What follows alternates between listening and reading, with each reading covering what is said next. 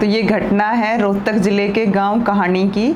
एक रात निर्मला देवी करीबन रात के 9-10 बज रहे थे, तो अचानक से अपने बच्चों को कहती है कि देखो बाहर इतने ज़्यादा कुत्ते क्यों भौंक रहे हैं। तो उसका बेटा होता है छोटा साहिल, तो वो जैसे ही बाहर निकल के देखता है तो वो कहता है कि माँ, घर के बाहर 3-4 लोग हैं जो मतलब इधर आ रहे हैं। तो उन्होंने सीसीटीवी लगवाए हुए थे, तो वो लोग उसकी निगरानी में देखते ही रहते हैं।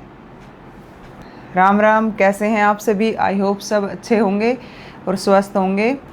तो आज की जो घटना है वो है रोहतक ज़िले के गांव कहानी से, जहां पे निर्मला देवी का परिवार रहता था। निर्मला देवी, उसके 2 बेटे थे और उसकी 1 बेटी थी।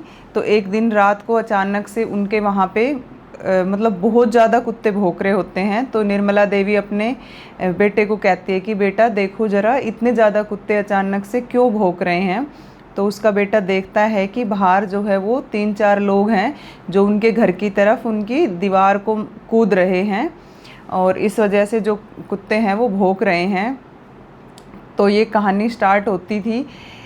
जो निर्मला देवी होती है उसका बेटा होता है सूरज, और एक बेटा होता है उसका साहिल, और बेटी होती है शबनम।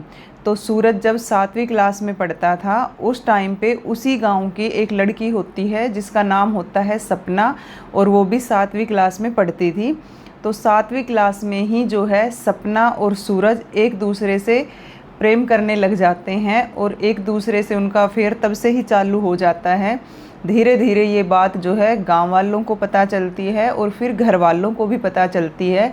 तो घर वाले उनको समझाते हैं। जो सूरज की माँ होती है वो भी सपना के घर जाती है और वो कहती है कि मतलब तुम जो है वो अपनी बेटी को समझा लो, और ये मेरे बेटे के इर्द गिर्द घूमती रहती है, तो ऐसा ना हो कल को कुछ बात बड़ी हो जाए। और इसी तरह से सपना के जो माँ बाप होते हैं वो भी सूरज की जो माँ होती है उनको बोलते हैं कि तुम भी अपने बेटे को रोको।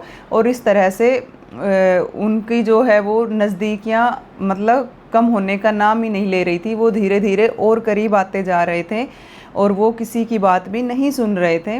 तो गांव में जो है इसी सिलसिले के चलते हुए कई बार पंचायत भी हुई, और पंचायत ने भी उन दोनों को समझाया, लेकिन वो दोनों जो है नहीं समझे। और सूरज और सपना इंतज़ार कर रहे थे कि कब सपना जो है वो 18 साल की हो और सूरज जो है वो 21 साल का हो, ताकि वो दोनों अडल्ट हो जाए और उनको शादी करने में कोई भी दिक्कत ना आए। तो ऐसे ही करीबन चलते चलते जो है 1.5-2 साल 3 साल बीत जाते हैं, पर वो नहीं मानते हैं। तो इसी बीच जो है सूरज के जो फादर होते हैं उनकी डेथ हो जाती है, और जो घर की सारी जिम्मेवारी होती है वो दोनों भाई यानी कि सूरज और उसका जो छोटा भाई था साहिल, इनके ऊपर आ जाती है। तो ये दोनों भाई जो है वो ऑटो चलाते थे, लेकिन सपना से मिलना जुलना इनका कम नहीं हुआ था। और फिर जैसे ही सपना 18 साल की होती है, और सूरज को इस बीच पढ़ाई बंद करनी पड़ी थी, उसका स्कूल छुटवा दिया गया था क्योंकि उसके फादर की डेथ हो जाती है तो उसको काम करना पड़ा था। तो जैसे ही सपना 18 साल की होती है और सूरज 21 साल का होता है, पहले ही दिन ये लोग मतलब सूरज 21 का होता है और सपना 18 की होती है, और ये लोग घर से भाग जाते हैं और भाग के जो है ये कोर्ट मैरिज कर लेते हैं।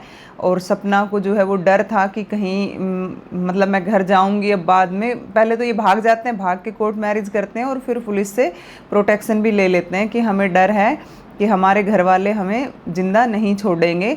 और ये जो है भाग के गांव के बाहर ही जो है वो किराए पे मतलब रोहतक में ऐसे किराए पे रहने लग जाते हैं। ऐसे करते करते इनको 1.5-2 साल का समय बीत जाता है।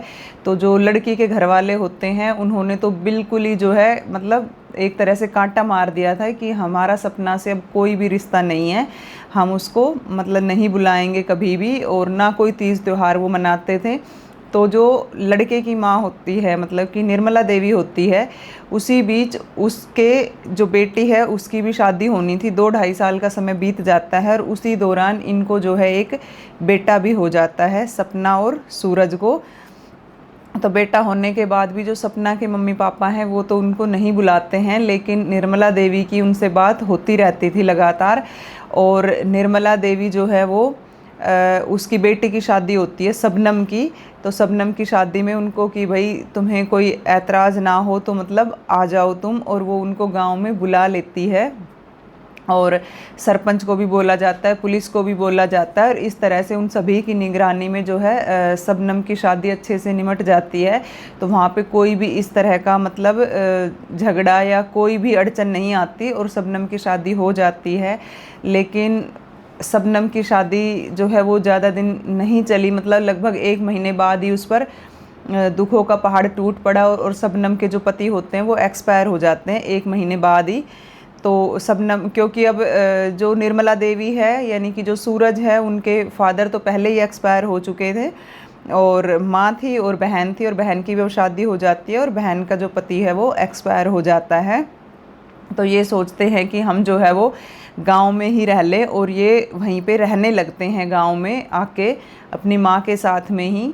तो इसी बीच जो संजू होता है सपना का भाई, उसको मतलब गांव वाले भी चिढ़ाते थे, और सुनने में ये भी आया कि जो सूरज था, सपना का जो पति था सूरज था, ये भी संजू को, ये सपना के घर वालों ने आरोप लगाया है कि सूरज जो है वो सपना को सूरज जो है वो संजू को मैसेज भी छोड़ता था कि देखो तेरी बहन के साथ ये कर दिया वो कर दिया, मतलब और तू पीड़िया दे जा, तू मामा बन गया, इस तरह से। और गांव के भी जो लड़के होते हैं वो कहते हैं, उसके साथ मजाक करते थे कि देख तू गांव में जो है मामा बन गया और तू पीड़िया दे आ, ये वो। तो ये बात जो है वो संजू से बिल्कुल भी नहीं सुनी जाती थी और वो बहुत ज़्यादा चिढ़ गया था, और उसने ये ठान ली थी कि वो सपना और सूरज दोनों को ही, अपनी बहन और जो सो कॉल्ड उसका जीजा बना हुआ था, इन दोनों को ही मार देगा वो।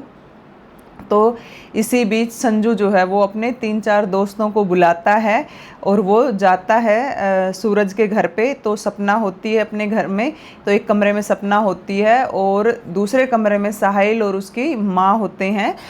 जो मैंने पहले ही बोला कि कुत्ते बहुत ज़्यादा भौंक रहे होते हैं, तो वो देखते हैं बाहर कि भाई 3-4 लोग बाहर जो है वो घूम रहे हैं ऐसे वैसे उनकी दीवार, लेकिन वो बाहर निकल के ऐसे सचेत नहीं होते एकदम से कि हाँ वो इनके ही घर आ जाएंगे। लेकिन तभी अचानक से वो देखते हैं कि गोली चलने की आवाज़ आती है।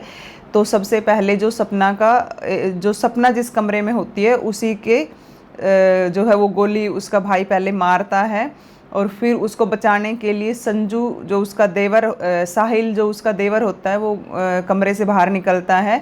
तो साहिल के भी जो है पेट में गोली लगती है, और पेट से गोली लगते हुए उसकी थाइज़ में से निकल जाती है। और फिर उसकी माँ जैसे ही साहिल पे गोली चलती है, तो जो निर्मला देवी होती है वो एकदम से उसको बचाने के लिए आती है, और वो उसको ऐसे हाथ से पकड़ के खींच लेती है, कमरे में ले लेती है, और कमरे का दरवाज़ा जो है वो बंद कर लेती है।